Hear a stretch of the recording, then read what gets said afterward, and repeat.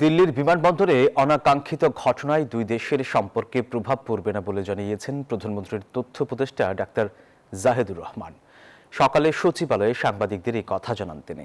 এই ঘটনা কোনো চাপ তৈরি করবে না জানিয়ে তিনি বলেন, এই বিষয়ে পররাষ্ট্র মন্ত্রণালয় ব্যবস্থা নিচ্ছে।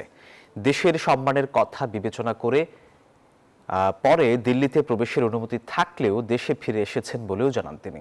আরও বলেন, দুবাইয়ে গ্রেপ্তার হওয়া সাবেক আইজিপি বেনজির আহমেদকে দেশে ফিরিয়ে আনার প্রক্রিয়া চলছে। ফিরিয়ে এনে তাকে বিচারের মুখোমুখি করা হবে বলেও জানান তিনি।